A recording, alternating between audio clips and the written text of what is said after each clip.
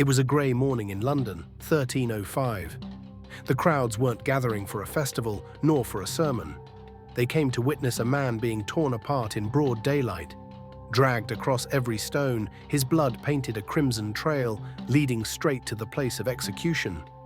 That man was William Wallace, the one who dared to defy the English Empire, the man who turned himself from flesh into legend. But why would a man choose to die in unspeakable agony and still never bow his head? And why did his death awaken the fire of a nation? Today we dive into one of the most brutal executions in history and uncover why William Wallace has never been forgotten. Part 1. The historical backdrop and the birth of a legend. In the year 1270, amidst the rolling green hills and mist-laden glens of Renfrewshire, a child was born into the household of a minor Scottish landowner, Sir Malcolm Wallace. The boy was named William. At the time, no prophecy, no omen, no wise monk could have foretold that this child, born into relative obscurity, would one day challenge the mightiest empire in Europe and become the mortal enemy of a king feared across the continent.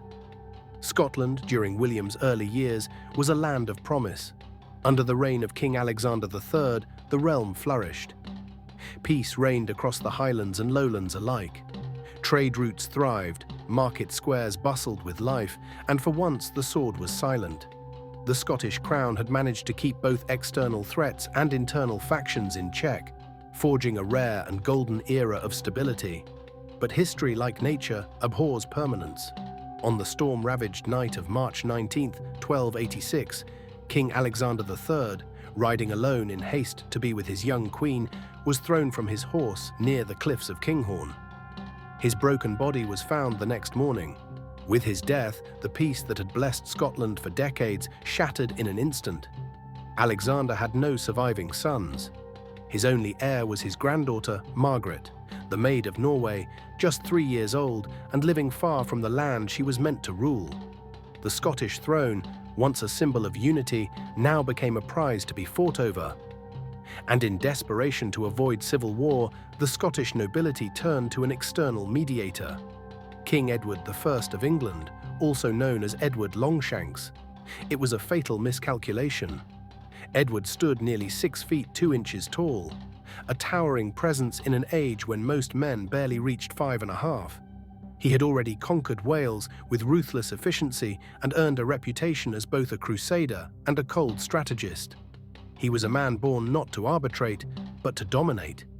Under the guise of diplomacy, Edward laid the groundwork for conquest. He handpicked John Balliol, a weak-willed noble, as Scotland's new king, a man he could manipulate like a puppet. But Edward's ambitions didn't end there. He demanded that Scottish nobles swear fealty to him directly, that Scottish courts defer to English law, and that Scottish soldiers be conscripted into his wars abroad.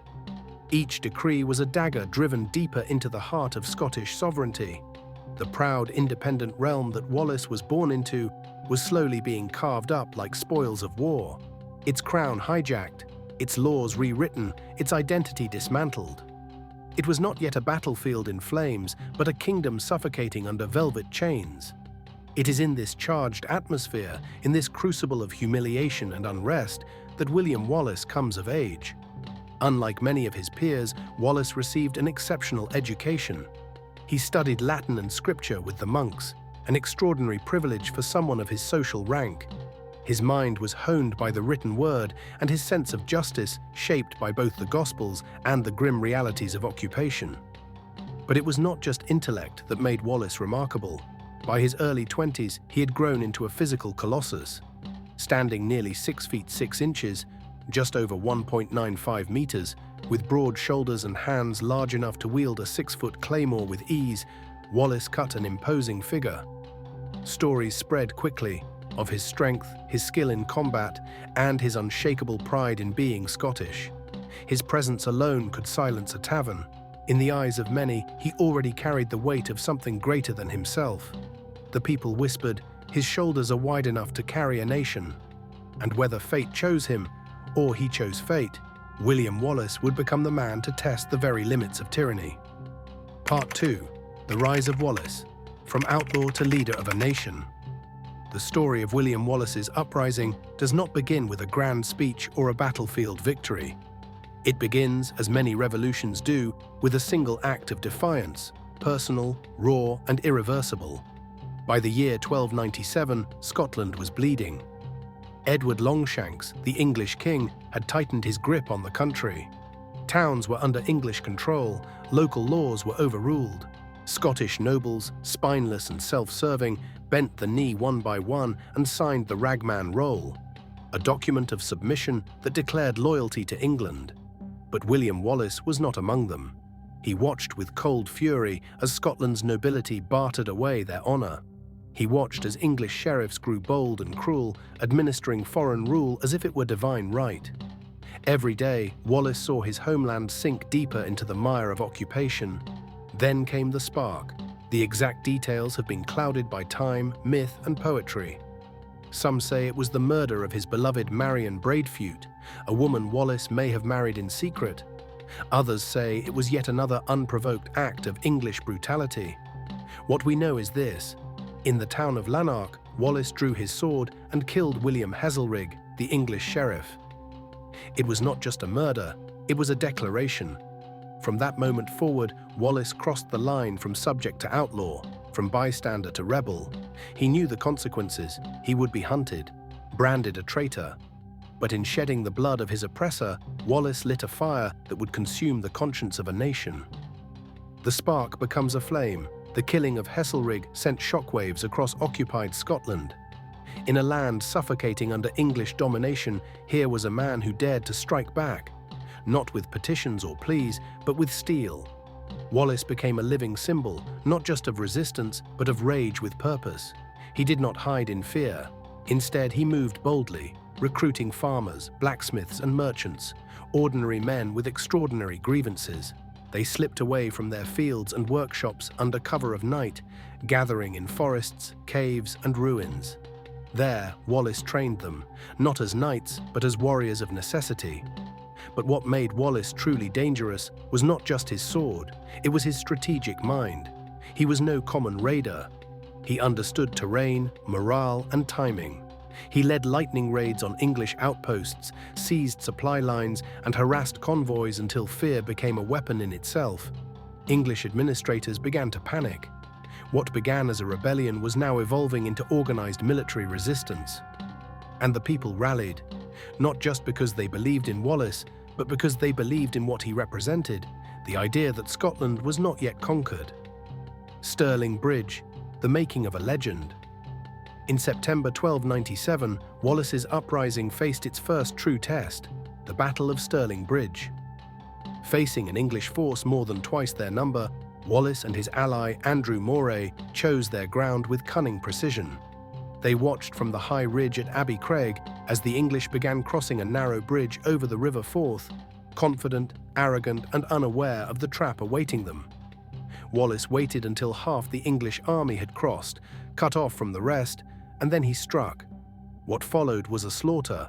The Scots charged like a tidal wave, cutting down the trapped English before they could form ranks. The bridge became a death trap, collapsing under the weight of men and horses. The water ran red with blood. It was a master stroke of asymmetric warfare. A rebel force defeating the finest army in Europe through strategy, timing, and sheer will. The victory at Stirling Bridge turned Wallace from an outlaw into a legend. He was soon declared Guardian of Scotland, a title that made him the de facto leader of the country. He was no longer fighting from the shadows. He was now the face of a nation that dared to dream of freedom. Analysis: why Wallace's rise mattered. Wallace's uprising wasn't just about swords and battles. It was a cultural, political, and psychological rupture in the English narrative of domination. Culturally, Wallace embodied the spirit of a free Highlander, uncorrupted by politics, religion, or royal blood. He was a common man, elevated by cause and courage. Politically, he shattered the myth of English invincibility.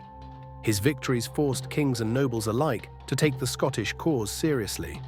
Psychologically, he reignited national identity. Wallace didn't fight for personal power or riches.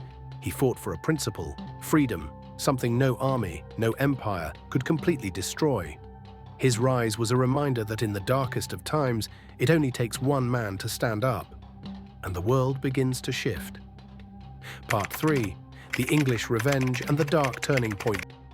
Victory, as intoxicating as it may be, rarely comes without consequences. For William Wallace, the triumph at Stirling Bridge was not the end of the war. It was the beginning of England's wrath, a storm that would change everything. Edward Longshanks responds to Edward III of England. Wallace's victory was more than an embarrassment.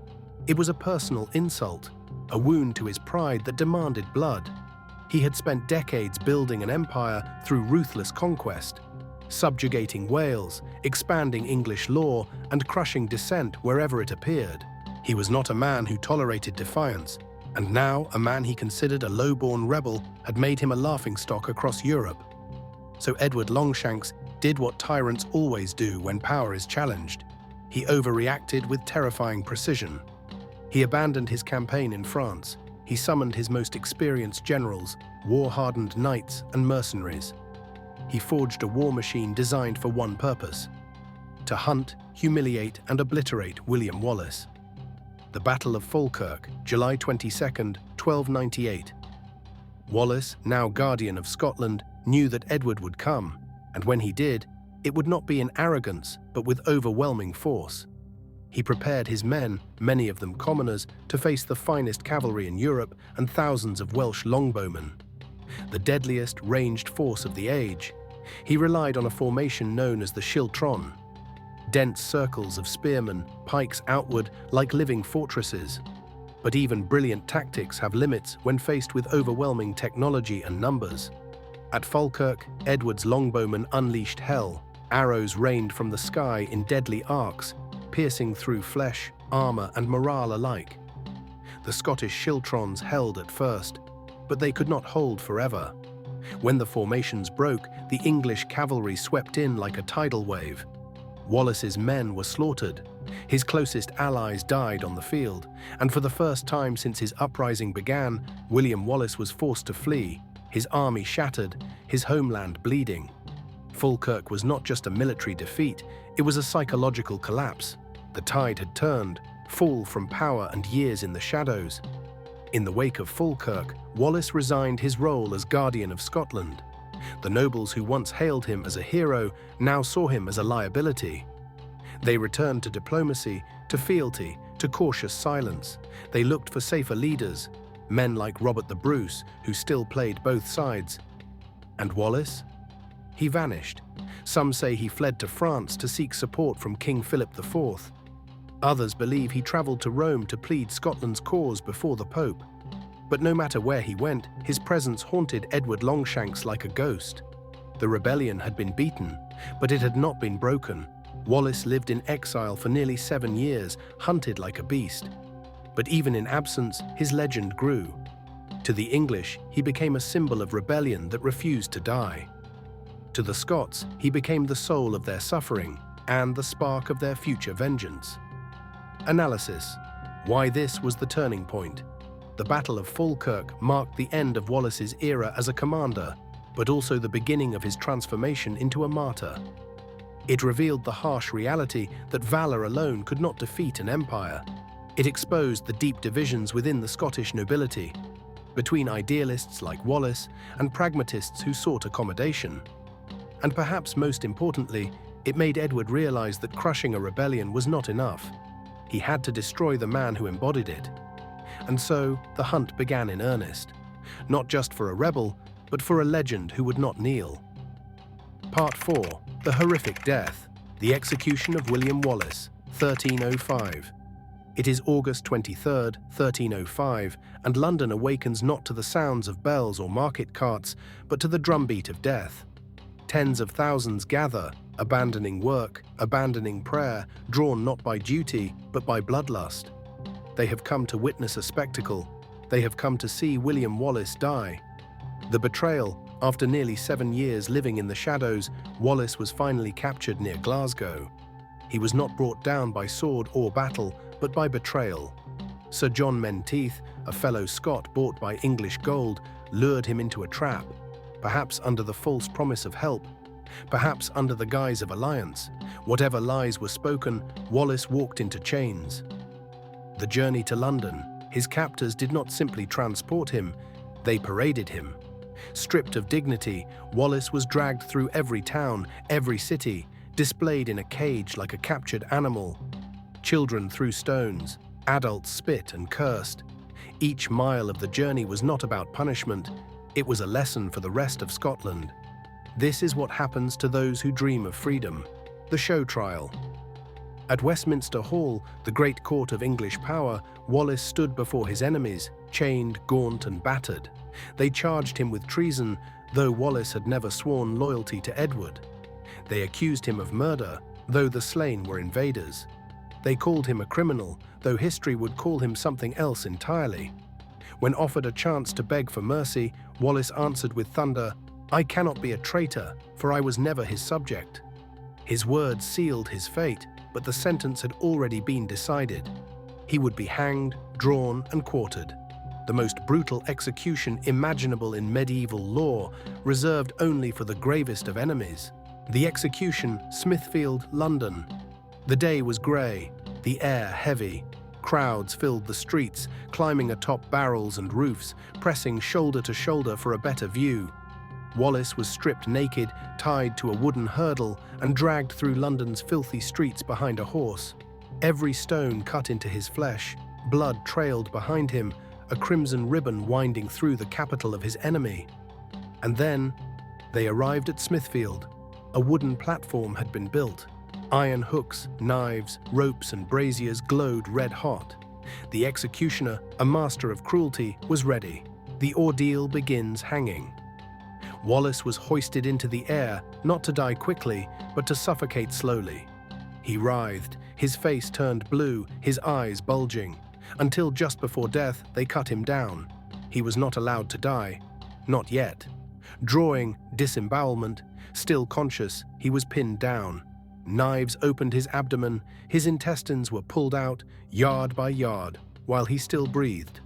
The crowd gasped, some turned away, but many cheered. Each organ was thrown onto burning coals, a pyre of flesh and vengeance.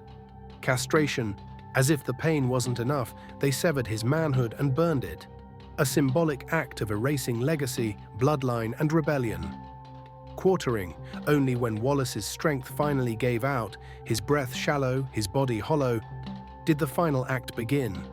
Axes rose and fell, his arms and legs were hacked from his torso. Finally, his head was severed, still defiant, still unbowed. The message Wallace's head was tarred and placed atop London Bridge. His limbs were sent to the four corners of Scotland: Newcastle, Berwick, Stirling, Perth. Like a dark map of terror, a message to every rebel: this is your fate.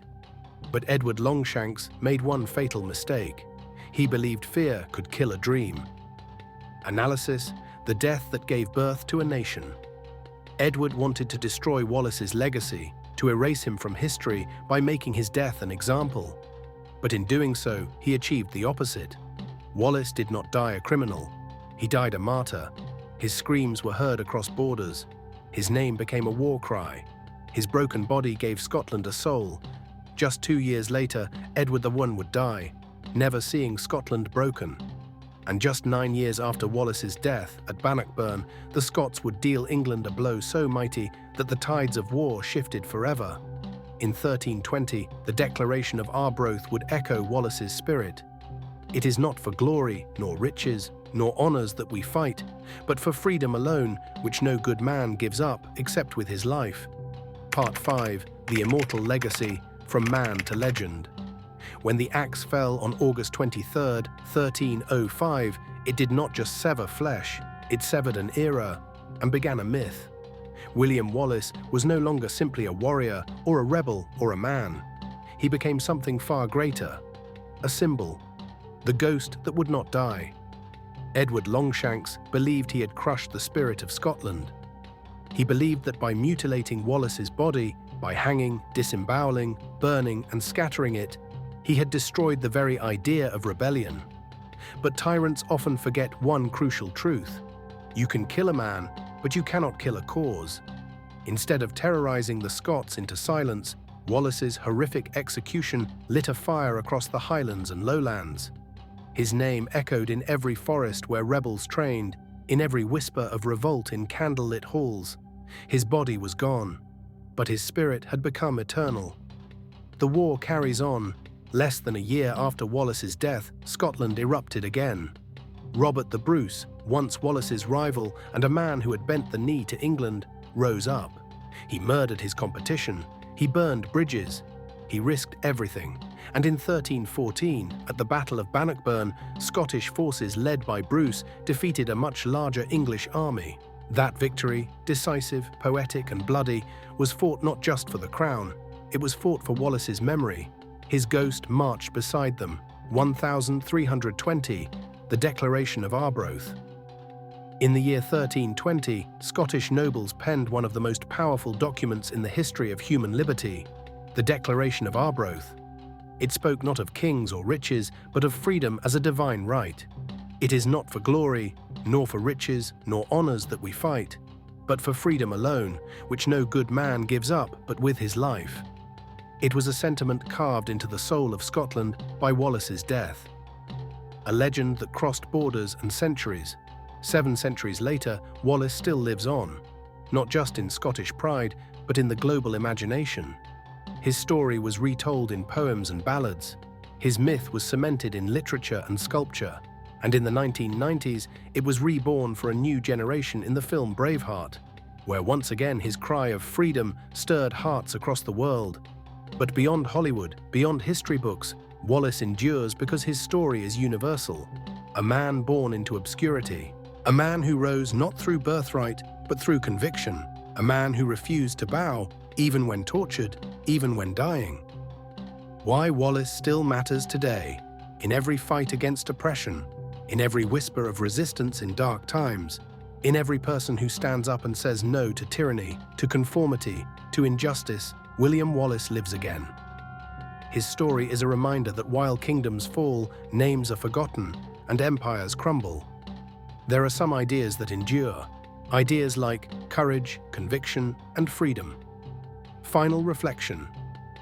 Standing in modern-day Smithfield, where traffic now rolls over the spot of Wallace's execution, there's little to suggest that one of the most brutal deaths in history occurred there. But a small plaque remains, quiet, simple, and those who pause to read it, those who remember, carry a piece of Wallace with them. For it is not the body that makes a man immortal, but the fire he leaves burning in others.